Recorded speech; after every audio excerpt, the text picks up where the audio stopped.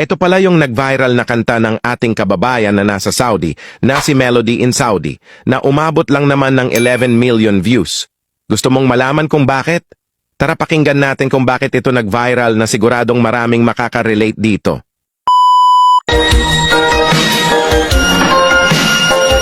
Malapit na ang butuhan, politician, bisibisihan, klaseng mga dahilan, lumalabas ang kayabangan sa panahon ng kampanya, bumabait mga buwaya, bawat bahay kinukumusta, mga tao kinamayan pa, dala-dala ay baluta, pangako at plataporma, nagbibigay ng pag-asa, mga tao naniwala.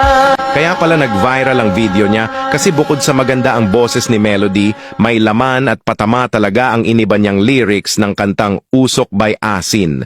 Tinamaan ang mga politikong puro pangako, mabait lang tuwing kampanya, pero pagkatapos, wala na. Nakakatawa man pakinggan, pero ito ang realidad sa mundo ng politika. Puro salita, kulang sa gawa. At ngayon ay nanalo na, mga ngiti abot nga, pangako'y kinalimutan na, ayuda ay binubulsa. Kapal mukha mga buwaya, mga sakim at mukhang pera, maayos lang sa kampanya, may amnesia pag nanalo na.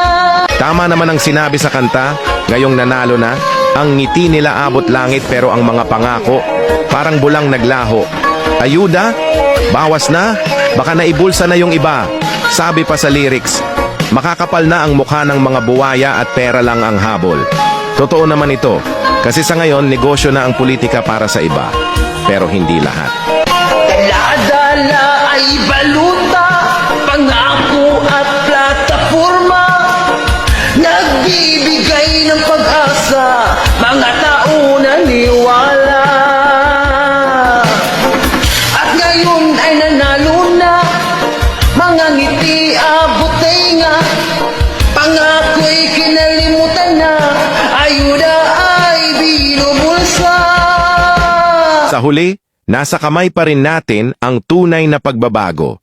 Bilang mga mamamayan, may kapangyarihan tayong pumili ng tamang leader at hindi basta-basta magpapadala sa mga pangako. Ang pagbabago ay hindi lang nakasalalay sa mga politiko, kundi sa atin din. Kung magtutulungan tayo, magkaisa, at maging matalino sa ating mga desisyon, tiyak darating ang panahon na magiging mas makatarungan at tapat ang ating pamahalaan. Nasa atin ang susi.